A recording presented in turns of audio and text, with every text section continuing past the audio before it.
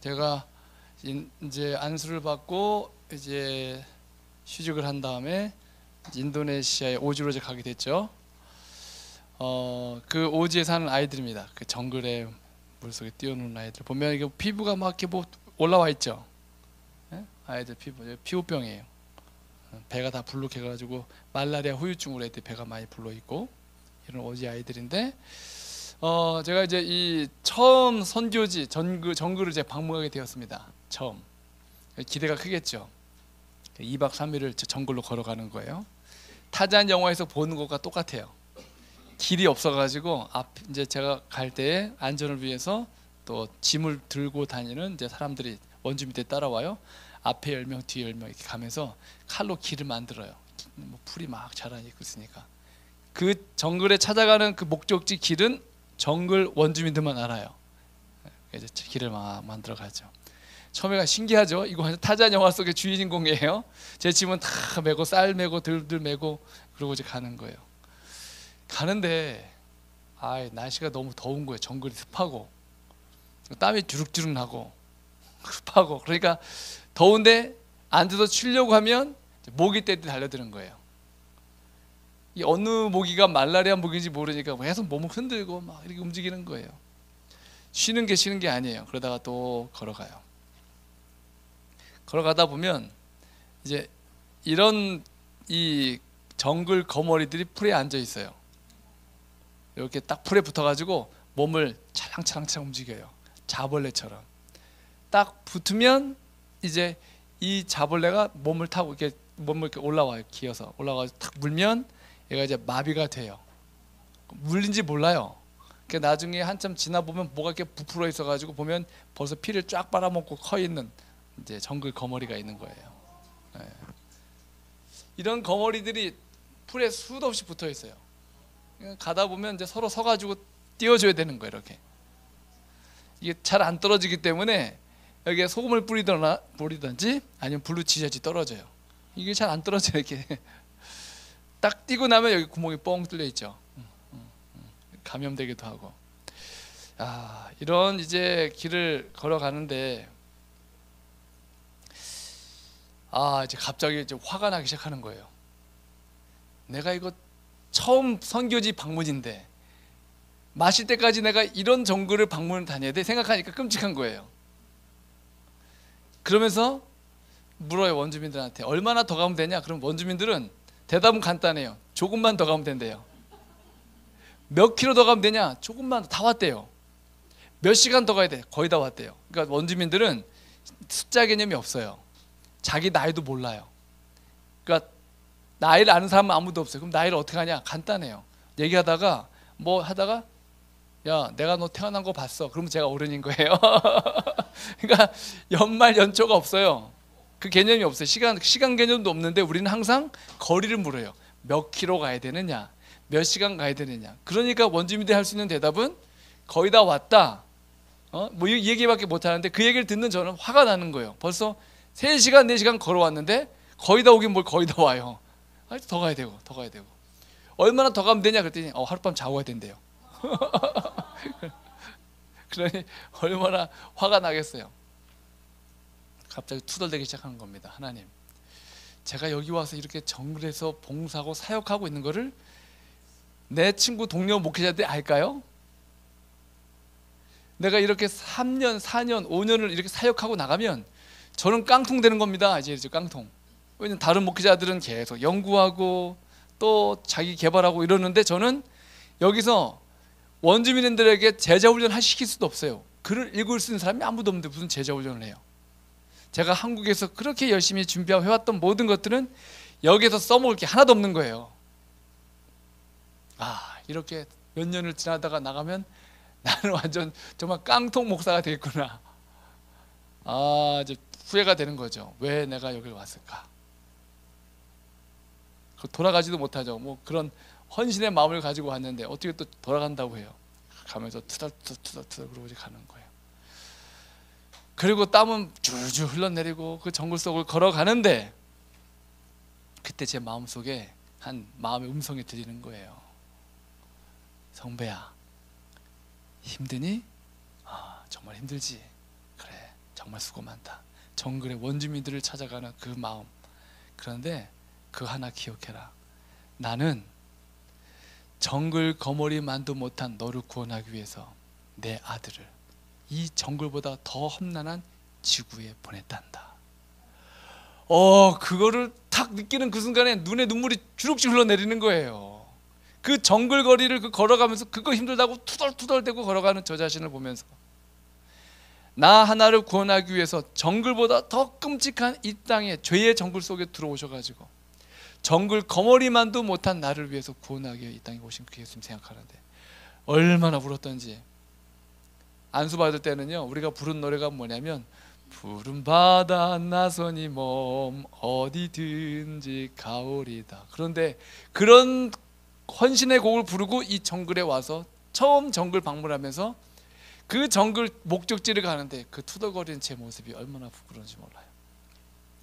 목적지 도착하는 순간까지 이 노래만 줄구장창 계속 반복해서 울면서 갔던 것 같아요. 그리고 그 정글에 도착을 했습니다. 하더니 원주민들이 기다리고 있었어요. 그리고 그곳에서 성경을 가르치고, 그리고 57명의 영혼들을 제가 안수받자마자 처음 이 정글에서 침례를 줬어요. 여인들의 팔 보이니까 팔에 뭐 보이죠? 이게 뭐냐면 여자들은 그 생리를 시작하면 남자들이 여자의 몸에 불을 지져요. 그래서 불을 심어 놓는 거예요. 그래서 죽으면 어두워지고 깜깜해지니까 가야 할 목적지로 못 간다. 그래서 몸에다 불을 심어 준다는 그런 이런 내용으로 불을 자꾸 심은. 그러니까 여자도 몸 보면 다 불빵이에요. 불빵. 남자들은 그렇게 안 해요. 여자들한테만 그렇게 하는 거예요. 그래서 제가 예수님이 빛이다. 침례를 받기 위해서 준비된 모든 사람들은 마음에 예수의 빛을 가졌기 때문에 더 이상 여자들의 몸에 불을 지질 필요가 없다. 그 예수의 빛이면 충분하다. 그분이 길이고 그분이 아버지께로 인도할 것이다. 더 이상 이와 같은 이 전통적인 습관들을 하지 말아라. 그러면서 이제 그 결심을 받고 성역 공부를 하고 침례를 주게 되었어요. 이곳에 침례를 주는데 8살도 안 된 아이가 하나 왔어요. 침례 달라고. 그래서 우리 교회 요람에 보면 12살 이상이거든요. 자기가 스스로 판단하고 깨달을 수 있을 나이부터 줘야 되는데 8살짜리가 와서 침례 받는다고 해서 제가 안 된다고 그랬어요. 그냥 가라 그랬더니 아버지를 데려왔어요. 아버지가 침례 달라고 사정하는 거예요. 죄송하지만 침례 줄 수 없습니다. 그랬더니 그 아버지가 목사님이 25년 만에 처음 저희 정글에 방문하셨어요. 목사님 가시고 난 후에 그 다음 언제 또 누가 올지 어떻게 합니까? 이 아이 침례 주세요. 그래서 제가 그 아이를 침례 주면서 아버지는 이 아이를 제자를 삼아서 본인의 신앙을 반드시 잘 전수할 수 있도록 하라고 그런 결심을 받고 제가 침례를 줬어요. 제가 이 첫 선교지 방문을 가면서 느꼈던 그 깨달음, 그 생각이 어떨 땐 흔들려요. 선교지 또 새로운 곳에 가면은 또 불평불만이 나와요. 그러나 이때를 돌아보면 하나님, 제가 다시 한번 마음의 결심을 가지고 주님을 위해 헌신하고자 합니다 라는 그런 마음을 가지고 살 수 있는 그 제게 아주 좋은 경험이었습니다. 여러분들, 때로는 우리가 걸어가는 길이, 그리고 우리가 살아가는 어떤 삶의 모든 문제들이 때로는 힘들고 지칠 때가 있어요. 그러나 그 여러분이 걸어갔던 그 길을 예수님은 그보다 더 힘든 길을 걸어가셨어요. 그리고 내가 우리의 모든 연약함을 이미 체험했노라 라고 말씀하세요. 그리고 말하기를 나는 너의 친구다. 그분만큼 좋은 친구가 어디 있습니까? 그래서 그분과 함께 걸어가는 그 여정에 정말 이 정글 같은 죄의 세상에 찾아오신 그 예수님이 나를 위하여 모든 걸 희생하셨다는 그 아름다운 사랑의 이야기를 마음속에 깊이 간직하게 되기를 간절히 바랍니다. 자, 저희가 이제 이 수레바퀴 얘기를 나눴죠.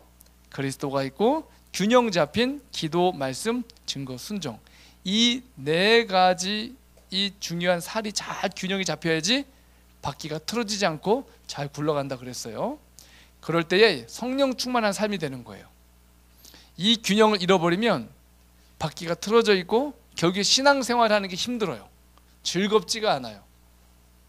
여러분 신앙을 한번 돌아보십시오. 신앙생활을 즐겁게 행복하게 하시는 분들은 이 네 가지가 잘 잡혀져 있어요. 교리를 많이 안다고 되는 것도 아니고 성경을 많이 가르치고 전도를 많이 했다고 행복하지 않아요. 진짜 기쁨 넘치는 삶은 바로 이와 같은 기도와 말씀과 성령의 음성에 순종하며 그리고 내 삶에 비춰지는 예수 그리스도의 아름다운 삶이 증거되는 삶이 이루어질 때 성령 충만한 삶으로 굴러가게 돼 있어요. 오늘은 기도에 대한 주제를 좀 다루려고 합니다. 이제 말씀에 대한 얘기를 제가 많이 나눴기 때문에 기도에 대한 주제를 다루려고 합니다.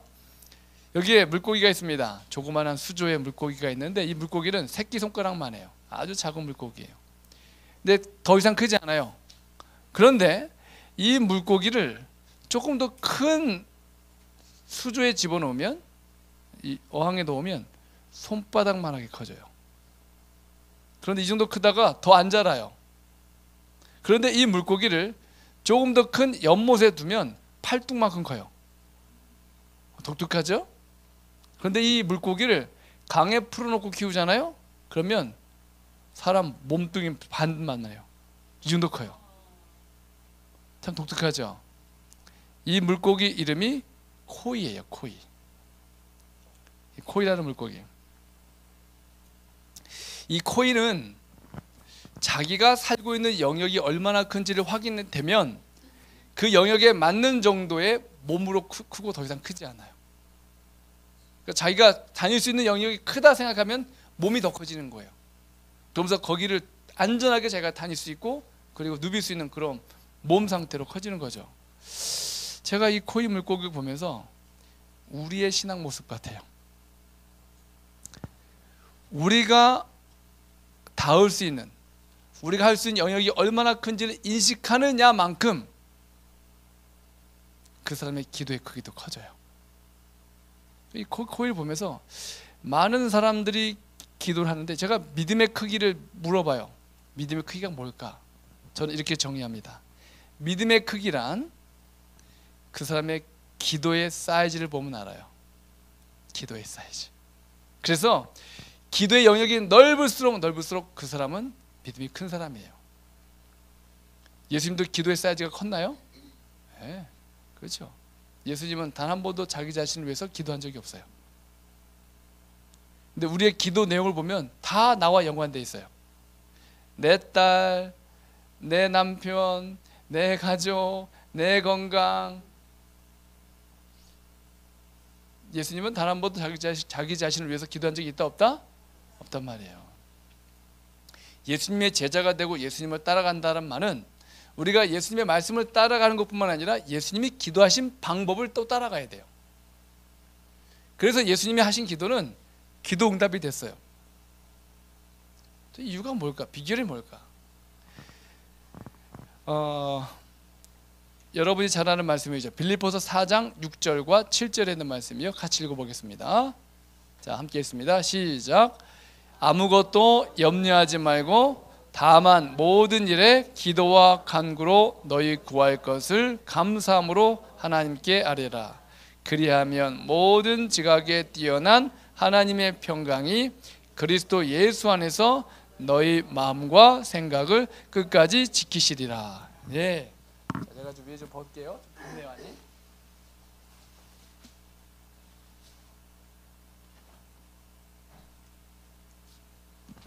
자, 여기 아무것도 뭐 하지 말라고요? 염려하지 말라고. 그러면 왜 인간은 염려할까요? 왜 사람은 염려하죠? 혹시 염려하는 짐승 본 적 있어요? 근데 왜 사람은 염려할까요? 저 이런 게 재밌어요. 이렇게 사람들과 짐승 비교하면서. 그러면 염려하는 마음을 누가 준 거예요?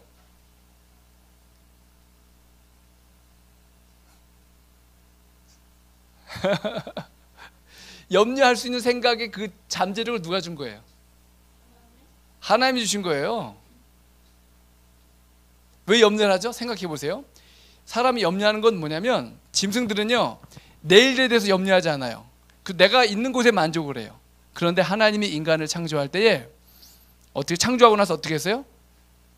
땅을 정복하고 다스리고 충만하고 번성하라 그랬죠.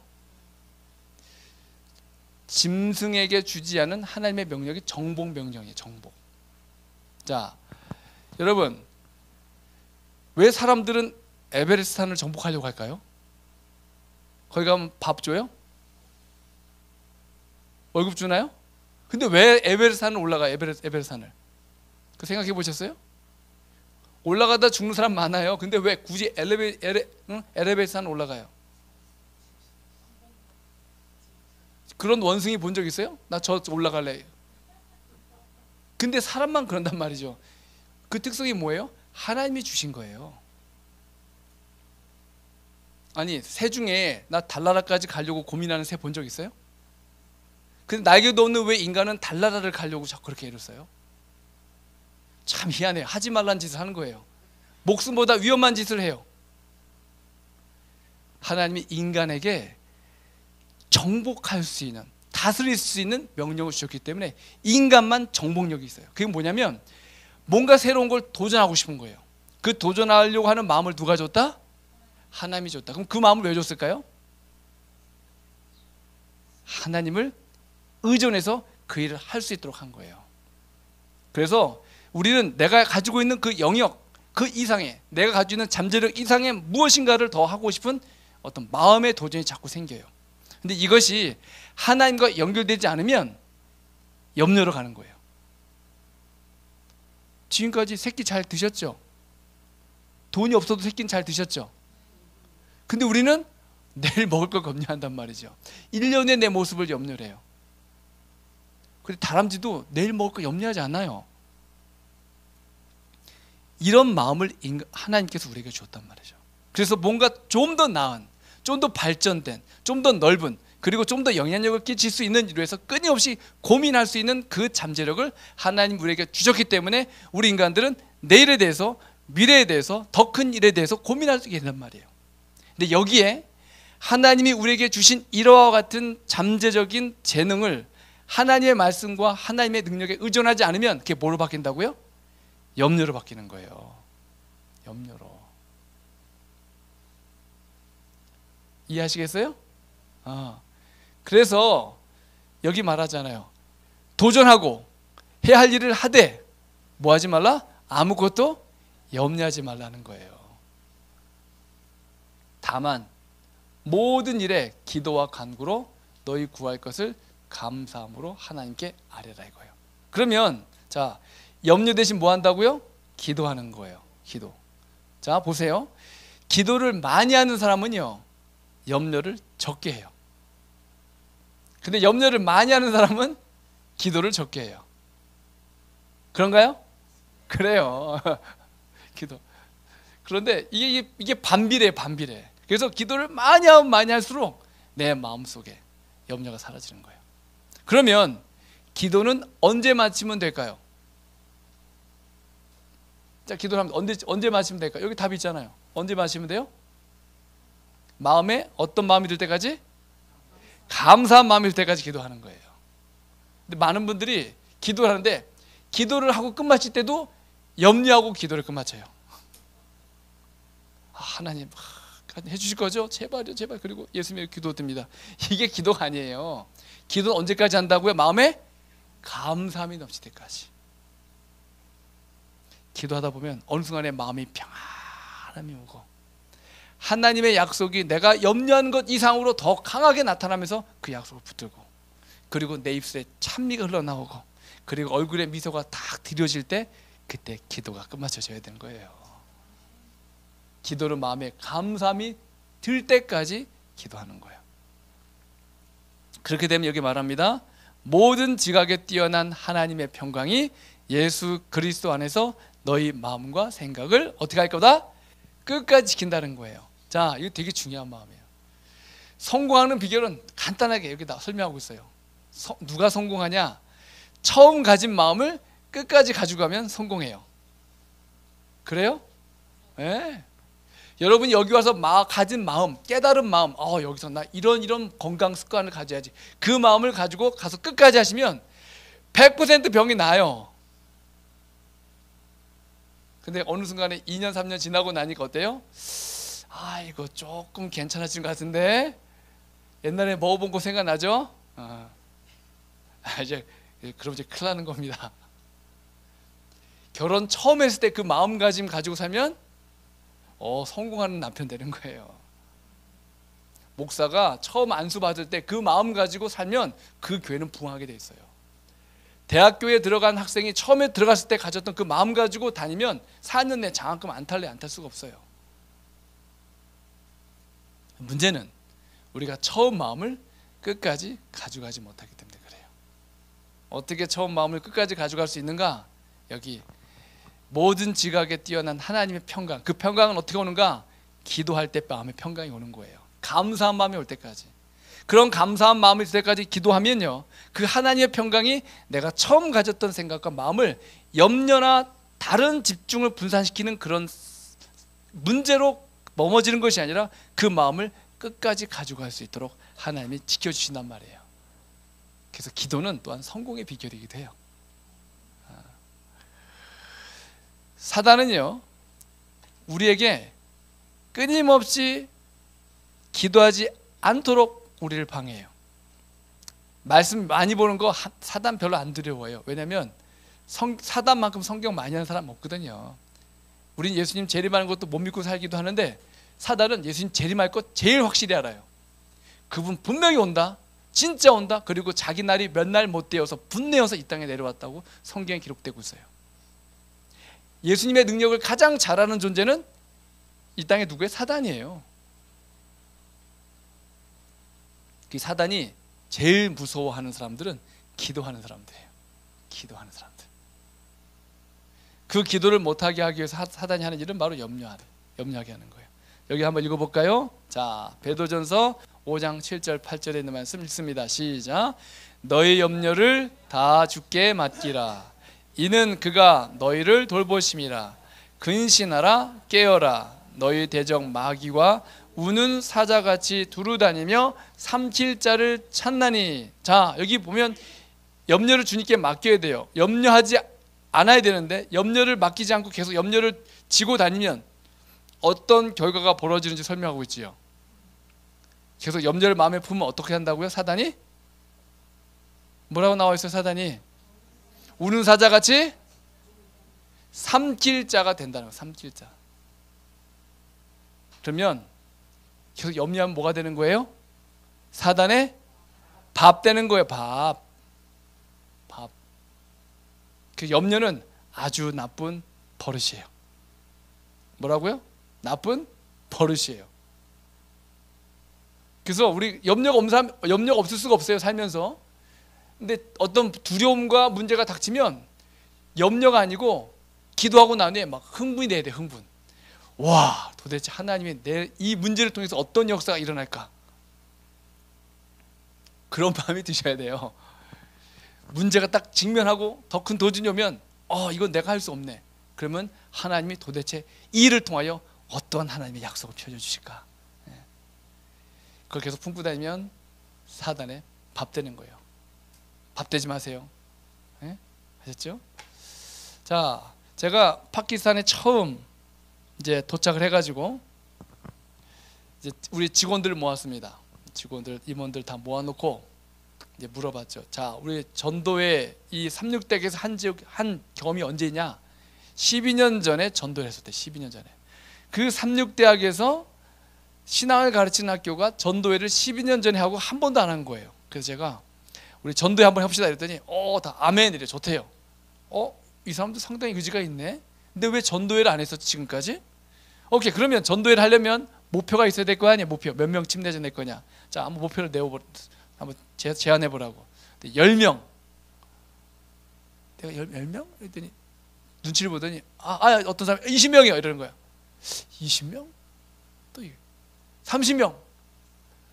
제가 석연찮게 받아들이니까 목사님은 몇 명을 목표로 생각하고 계세요? 그래서 제가 150명 이랬죠. 그랬더니 다 아멘 이래요. 그래서 이 사람들 반응이 좋네. 그래 해봅시다. 이제 분위기가 좋아졌어요. 그래서 으쌰으쌰 이러길래 저는 그게 진짜 하려고 하는 의지인 줄 알았어요. 근데 파키스탄의 문화, 이 중동 문화는 뭐냐면 지도자가 말하면 무조건 100% 예스해야 돼요. 이게 문화인 거예요. 그런데 만약에 지도자가 너무 허황된 얘기를 했다 그러면 이러면 반대하는 모습이 나타나면 안 되잖아요. 그럴 땐 그걸 나타내지 않기 위해서 더 적극적으로 대답하는 거예요. 가능합니다. 이렇게 하겠습니다. 그러니까 제 목표가 너무 크니까 이 사람들 반응이 당황스러우면서 더 크게 반응해 준 거예요. 제 그 문화를 모른 거였어요. 그래가지고 이 사람 하려고 하는 의지가 있네, 이 사람들. 오케이, 해봅시다. 그리고 이제 준비를 하는데 전도의 일주일 전까지 진행되고 있는 게 하나도 없는 거예요. 얼마나 속이 답답한지. 그렇다고 그 교무처장, 학생처장, 뭐 총부장한테 되고 있냐 안 되냐 이렇게 야단칠 수 없잖아요. 처음 온 사람이. 이게 이상하다. 뭐지? 이게 이들의 문화인가? 아니면 이렇게 하면 잘 되는 건가? 내가 모르는데 뭐 하고 있는 일이 있나? 근데 구도자 명단도 안 나오고 전도에 준비도 안 되고 150명 한다고 막 호언장담하고 얘기를 해놨는데 진행되는 거 하나도 없으니까 얼마나 답답해요. 그래서 저는 이제 선교지를 가거나 어떤 사역을 할 때 제가 중보기도팀을 되게 중요하게 여겨요. 그래서 제가 중보기도 팀들을 이제 준비해놓고 이제 떠나고 난 후에 그런 기도 제목을 보내는데 우리 중보기도 팀들에게 기도 제목을 보냈어요. 150을 목표로 전도에 준비하는데 이거 뭔가 하나님의 역사가 일어날 수 있는 기도의 능력이 필요하다. 기도해달라고 계속 문자를 보냈어요. 그리고 첫 집회가 시작되는데 운동장에, 우리 운동장이 크거든요. 운동장에다 야영 텐트를 쳐놓고 한 좌석을 850개를 준비했어요. 그러지 사람들이 들어오는 걸 맞는데 이제 경찰 일개 이제 중대가 왔죠. 군인들이 와가지고 이제 안전을 위해서 점검하는 거예요. 이제 뭐 검열대도 통과하고 뭐 다 삐삐삐 점사하고 총 들고 다 이제 혹시 테러가 있으면 안 되니까 다 지키고. 근데 정말 850명이 넘게 와가지고 그 자리를 다 꽉꽉 채우는 거예요. 제가 뒤에 앉아서 이렇게 보는데 그 많은 자리가 꽉 차는 모습 보면서 감동이 오더라고요. 그런데 그때 갑자기 또 염려의 생각이 드는 거예요. 무슨 염려였을까요? 저 850명 중에 과연 150명이 나올까? 이 생각이 드는 거예요. 850명 차는 까지는 좋았는데 저 중에 150이 나올까? 이제 현지 강사가 설교를 다 마치고 이제 제 순서가 왔어요. 제가 이제 기도회를 이끄는 시간이었어요. 앞에 나와서 몸이 불편하거나 기도가 필요하신 분들 나오세요. 이랬더니 한 100여 명이 이렇게 쭉 나왔어요. 앞에 쭉 서가지고 있는데 기도를 이제 짤막짤막하게 머리에 손을 얹고 기도해 가는데 중간쯤 왔는데 한 여자분이 몸을 부르르 떨어요. 그래서 몸이 아픈가 보다. 그래서 좀 더 이제 세게 기도했죠. 갑자기 여자분이 뒤로 벌떡 넘어지더니 몸이 움직이는데 마치 물고기를 물에서 건져내면 막 팔딱팔딱 뛰듯이 몸이 막 펄쩍펄쩍 뛰는 거예요. 누워서. 귀신 들어간 거예요. 그리고 같은 시간에 전도회 집회 장소에 서 있던 한 남자도 귀신이 들어갔어요. 아유, 이 전도회 중에 귀신 들어갔어. 이거 얼마나 웃기는 집회예요. 그래가지고 그 여자분의 머리를 손 얹고 기도를 한 20분 정도 하는데 목이 다 샜어요. 제가 얼마나 소리를 지면서 기도했던지. 결국에는 이제 귀신이 나갔어요. 그 여자가 정상이 됐고. 그래서 집회는 이제 그러고 이제 마쳐졌어요. 그리고 이제 다 돌아갔어요. 집에 와서 누워 있는데 이 전도회 집회가 성령 충만해야 되는데 이거 마귀 충만한 것도 아니고 마음의 부담이 확 밀려와가지고 전도회가 과연 성공할 수 있을까? 그리고 그 다음날 됐습니다. 다음날 됐는데 여러분 2,000명이 참석한 거예요. 사람들이 오는데 막 그냥 텐트를 나중에 늘리고 의자를 더 늘리고 보니까 저 끝에 있는 사람 얼굴이 안 보일 정도로 꽉꽉 차는 거예요. 하도 사람이 많이 오니까 그 안에 먼지가 그냥 차역한 거예요. 그리고 난 그 안식일에 157명이 침례를 받았어요. 이 파키스탄에서 이러한 역사를 거기는 현재 연합회장이나 합회의원들이 다 보고 난 후에 우리가 선교해야겠다는 생각을 갖게 되면서 그 후에 이제 임현주 목사님 모시고 그러면서 지금 거의 작년에는 파키스탄에서 2,000명이 넘게 침례를 받았어요.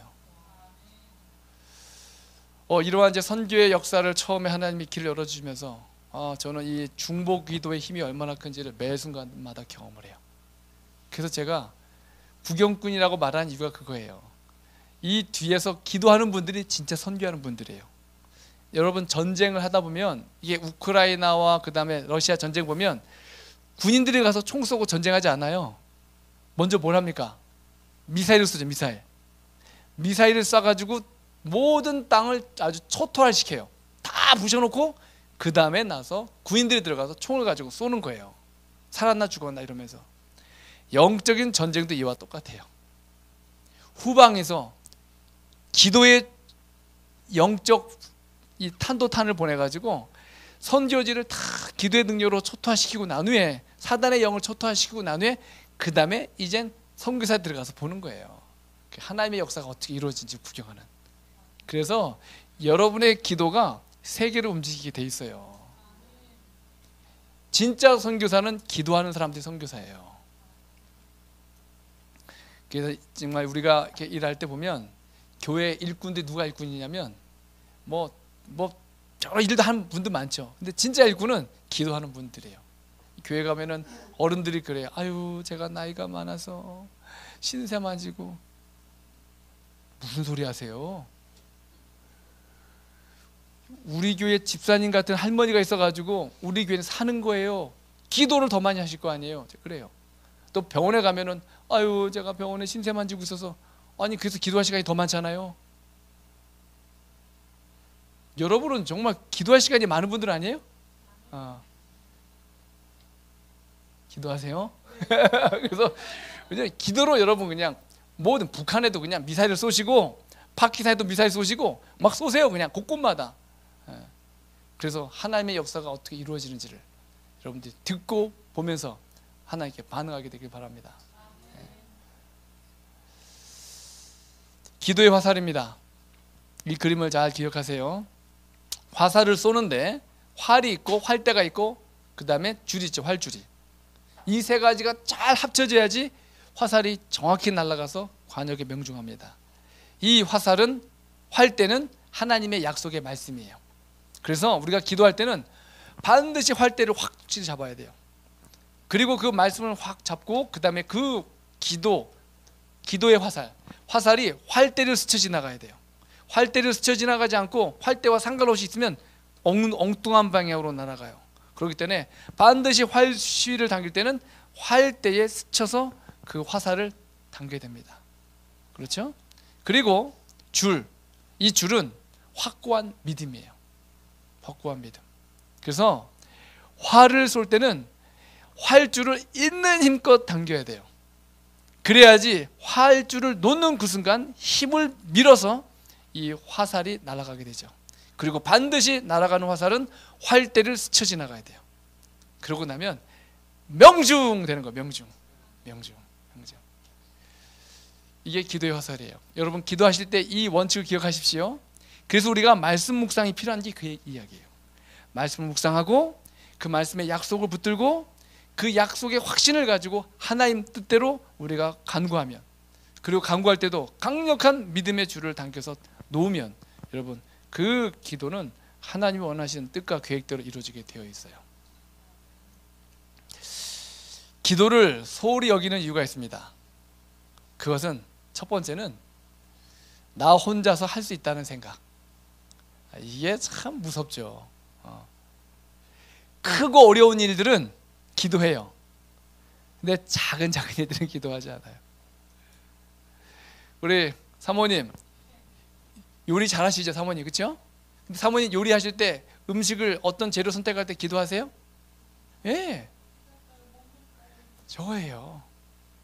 왜 저런 생각을 할까요? 예수님이 대가라는 걸 알기 때문에 그래요. 제가 아무리 축구를 잘해도 손흥민 앞에서 공 가지고 깔짝깔짝 걸 수 있을까요? 못하죠. 손흥민 대가 앞에서 어떻게 그래요? 만약에 여러분이 대가 앞에 서 있다고 생각하면 모든 거에 있어서 겸손하게 돼 있어요. 아, 사모님 요리 잘해. 그래도 요리를 할 때마다 하나님, 주님이 대가예요. 물어보는 거예요. 자녀 교육을 할 때도 어떨 땐 내가 제일 잘한다고 생각을 해요. 그러나 교육에 있어서 대가는 하나님이에요. 예수님이에요. 그러면 묻게 되겠죠. 내비게이션? 우리 어디 갈 때 내비게이션 찍잖아요. 지금 길 잘 인도하잖아요. 근데 진짜 완벽한 내비게이터는 누구예요? 하나님이죠. 하나님, 오늘 무엇을 타고 갈까요? 어느 길로 갈까요? 물어보게 돼 있는 거예요. 매 순간마다 예수님이 우리 삶의 어떤 대가인지를 먼저 생각하면 그 앞에서 겸손하게 되는 거예요. 농사를 질 때도, 씨앗을 심을 때도, 그렇죠? 그분이 정말 농부잖아요. 예수님을 대가로 만나셔야 돼요. 대가. 모든 삶에 있어서 대가. 그럴 때마다 작은 일 하나하나도 예수님께 물어볼 수 있게 되는 거예요. 근데 우리 예수님 없이 할 수 있는 일 너무 많죠. 예? 시장 보는 거 예수님 없이 할 수 있잖아요. 요리하는 거, 그렇죠? 차 운전하는 거. 예. 여러분, 예수님을 대가로 정말 만나셔야지 매 순간마다 우리가 결정하는 모든 일마다 겸손하게 주님께 물어볼 수 있게 돼요. 그리고 두 번째는 하나님의 기대를 모르기 때문에 기도하지 않아요. 하나님이 우리 각자에게 가지고 있는 그 특별한 계획과 기대가 있어요. 그거를 안다면 우리 이렇게 못 살죠. 그 하나님이 내게 가지고 있는 계획과 꿈, 그걸 안다면. 그렇기 때문에 우리가 하나님의 기대를 알게 될 때 어떻게 알 수 있어요? 말씀을 통해서, 말씀의 약속을 통해서. 그럴 때마다 우리는 하나님께 무릎으로 나갈 수밖에 없죠. 하나님, 그 말씀이 분명한데 제가 그걸 감당할 믿음이 없습니다. 그 약속이 분명한데 그 일을 하고 싶지만 제가 할 능력이 없어요. 도와주세요. 그게 되는 거예요. 기도를 소홀히 여기면 인생이 어떻게 된다고요? 소홀히 돼요.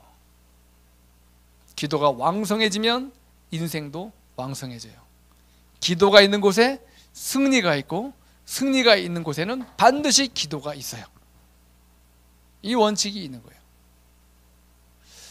그렇다면 이러한 기도의 삶을 사셨던 예수님은 어떤 본을 보이셨나? 저희가 한번 살펴볼까요?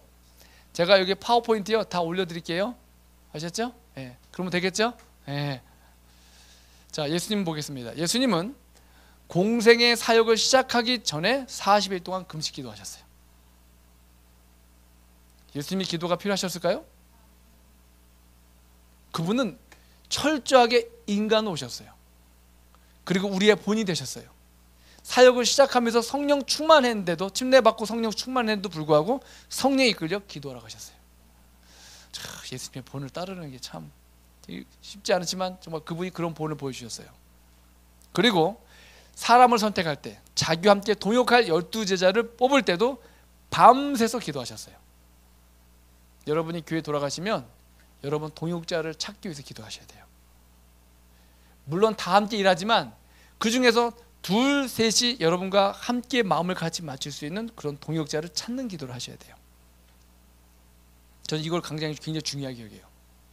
예수님도 제자를 찾기 위해서 밤새도 기도하신 것처럼 기도하는 기도꾼들을 먼저 만드셔야 돼요.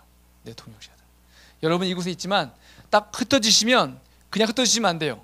여러분이 3, 3, 5 기도 제목을 서로 공유하고 그리고 흩어지셔야 돼요. 계속 기도 제목을 공유하고 이런 일들. 예. 그러면서 여러분들이 기도의 동역자가 되시기 바랍니다. 서로. 예수님이 그렇게 사셨어요. 그리고 죽은 나사로를 살리기 전에도 기도하셨어요. 오병이어 기적을 베푸실 때도 기도하셨고 매 순간마다 기적을 베푸실 때 기도하셨어요.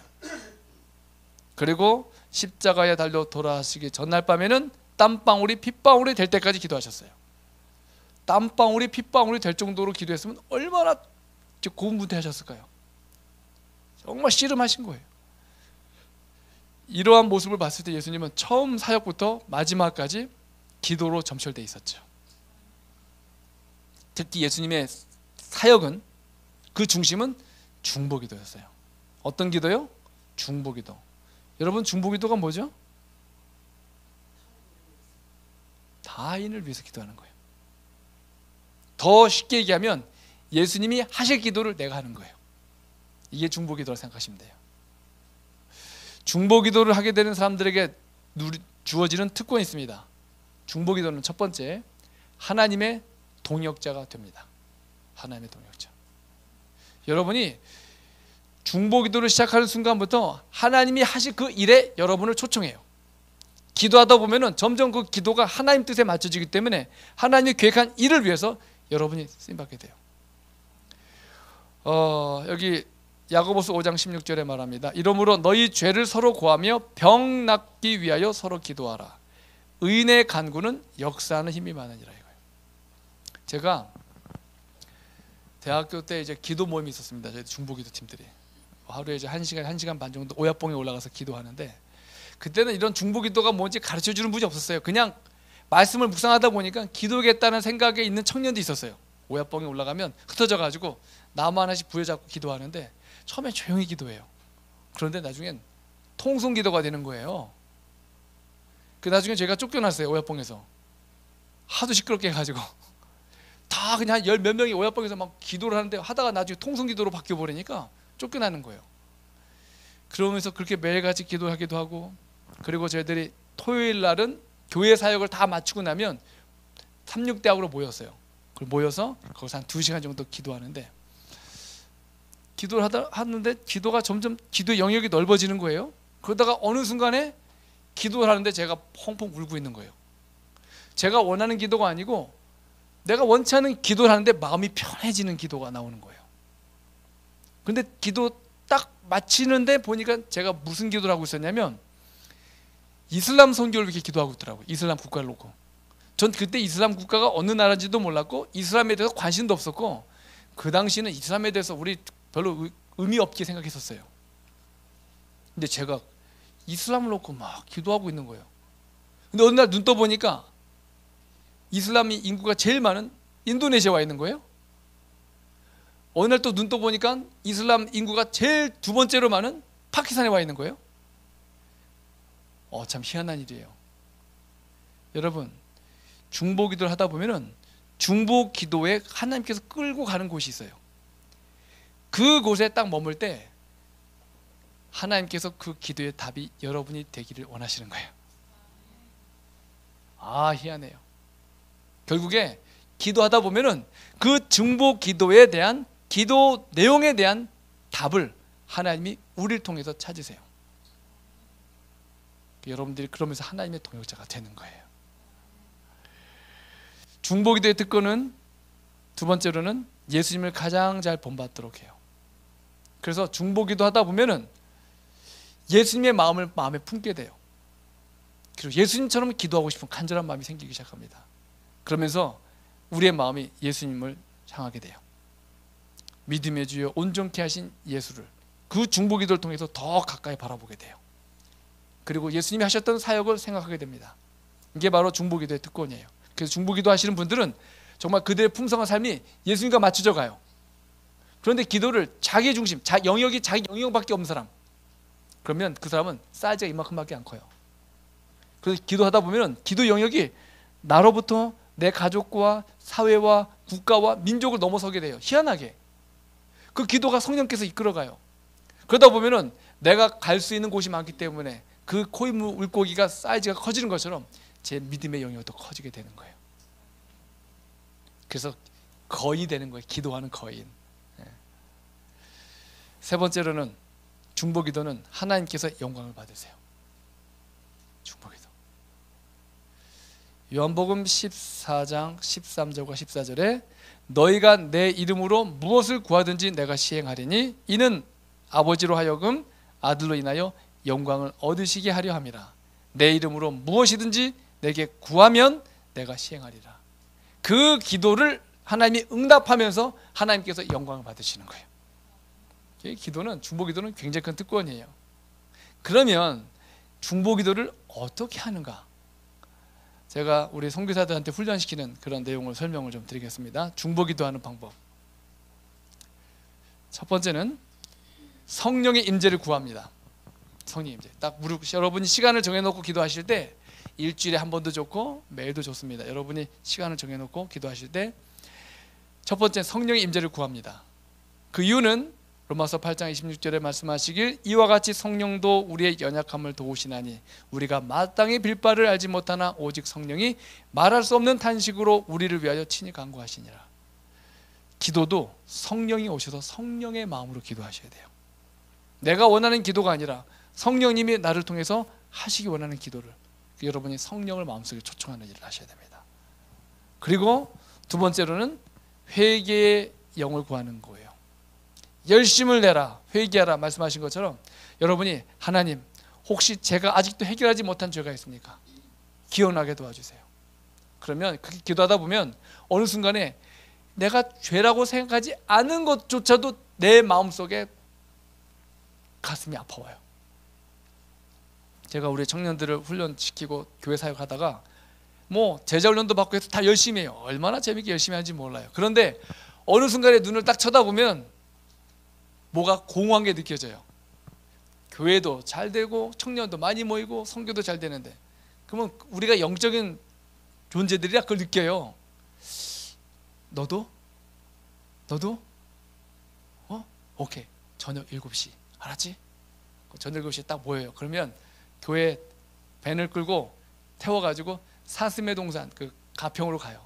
가가지고 자, 겨울에 1월이든 12월이든 상관없어요. 눈이 쌓여도 상관없어요. 산으로 올라가. 그럼 이제 산에 올라가가지고 산에 가서 잣나무에 무릎 꿇고 그 눈밭에서 기도하는 거예요. 그러면 한 5분 10분 있다 보면은 산 속에서 꺼이 하는 소리가 들려요. 뭐 갑자기 뭐 터지면 여기서 뻥뻥 터지는 거예요. 보통 제일 먼저 울음이 터지는 사람은 청년회장이에요. 청년회장.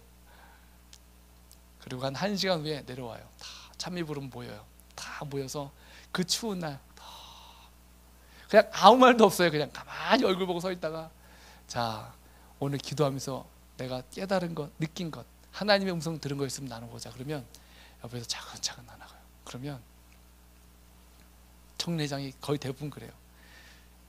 제가 이렇게 죄인지 몰랐습니다. 그래요.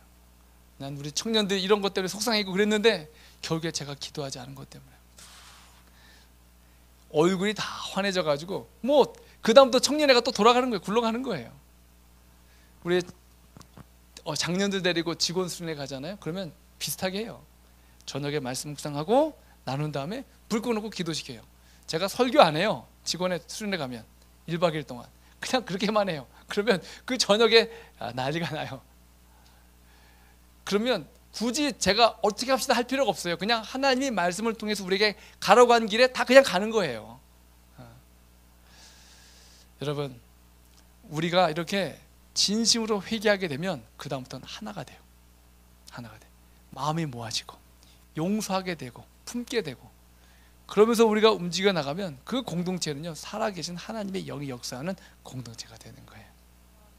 그래서 우리가 이 일을 위해서 기도할 때 먼저 회개의 영을 달라고 기도하시는 거예요. 하나님 한 자리. 그리고 난 후에 개인의 필요와 문제를 놓고 구하시는데, 마가복음 11장 24절에 말하기를 너희에게 말하노니 무엇이든지 구하는 것, 기도하고 구하는 것을 어떻게 하라? 받은 줄로 믿으라 이거예요.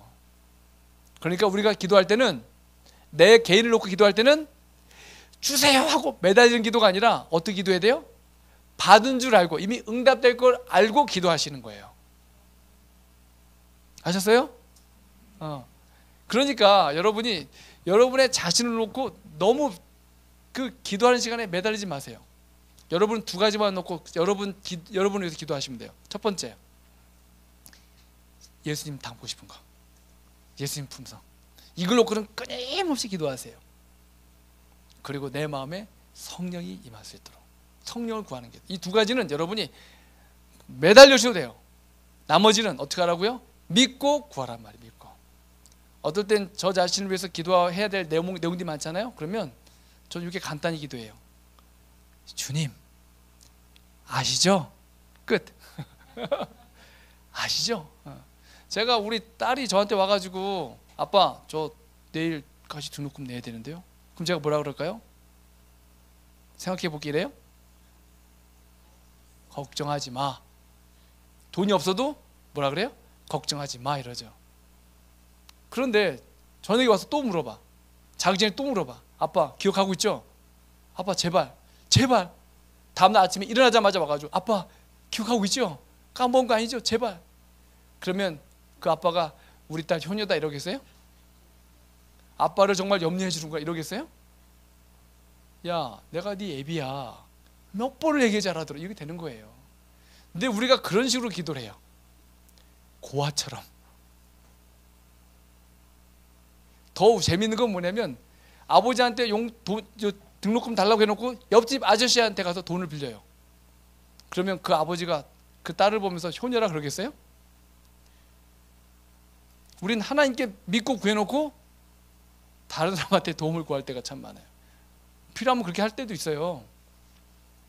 제가 이걸 시험한 거예요. 파키스탄이나 인도네시아 사역하면서 하나님, 주님께서 보내신 곳이니까 제가 정말 필요해서 요청할 때도 많고 이 일을 위해서 하나님 재정이 필요한데 얼마나 이거 말하고 싶은 게 많겠어요. 제가 하나님께 그렇게 기도했어요. 하나님, 채워주시지 않으면 저는 일 안 하는 걸 알고 돌아가면 되죠. 그리고 그때부터 정말 하나님께서 원하는 방법대로 제가 하려고 애를 썼어요. 그런데 참 기적 같은 일이 벌어지는 거예요. 하나님께서 필요할 때마다 기도하는 사람을 통하여 모든 걸 채워주시는 거예요. 제가 참 그것 때문에 창피한 적이 있었어요. 한번 제가 한 번은 이제 인도네시아 천명성사 훈련원을 짓기 위해 가지고 이제 건물을 이제 저희들이 장소를 이동해서 새로운 땅에 중앙 인도네시아 이제 건물을 지어야 되는데 돈 하나도 없는 상태에서 지어야 되는 거예요. 그래서 제가 이제 한국에 휴가를 이제 한 달을 일부러 내 가지고 딱 사안식일 있죠. 내안식일 안식일마다 교회를 가야 되는데 머릿속에 생각이 드는 거예요. 아, 이 후원금을 모으려면 적어도 300명 이상 되는 교회를 가야 되는데 어느 게 제가 저 목사님한테 부탁을 할까 말까 이런 고민하잖아요. 근데 그럴 때마다 양심에 찔리는 거예요. 제가 이것 때문에 우리 아버지라고 내가 기도하는데 내가 고아처럼 말할 수는 없다. 그래가지고 가만히 하다 결국에 미루다가 결국에 한국에 들어온 날까지 아무 교회도 연락을 못한 거예요. 이제 4번밖에 없는데 기회가 어떻게 하다가 결국에 어쩔 수 없이 이제는 있는데 갑자기 합해서 연락이 왔어요. 진 목사 한국에 왔다며 우리 목회자 협의하는데 와서 1시간 간증해. 그래서 갔어요. 가가지고 이제 선교지 있었던 이야기 간증하는데 목사님들은요 반응이 없어요.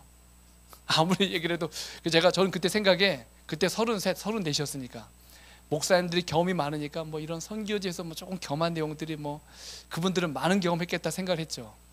아무 반응도 없고 역시 선배님들은 좀 다르다 이런 생각하고 있고 그냥 마음 접고 다음 안식일은 어느 교회 가나 이런 생각하고 있는데 갑자기 간증이 딱 끝마치자마자 반응도 없던 목사님들이 우르르 달려오더니 진 목사 다음 안식 어디가 막 이러는 거예요.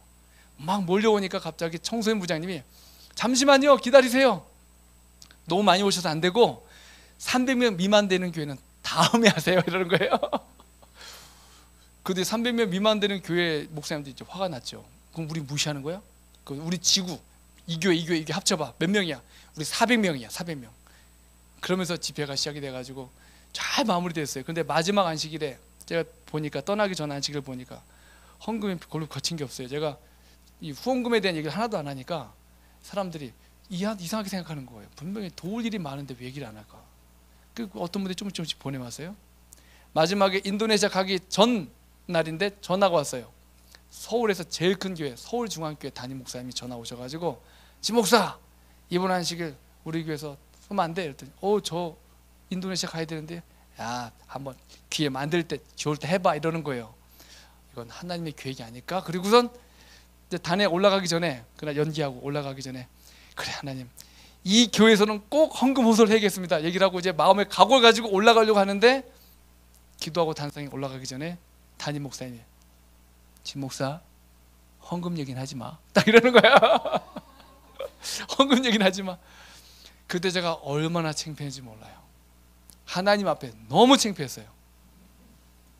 그리고 주어진 설교만 딱 전하고 그리고 딱 내려왔어요.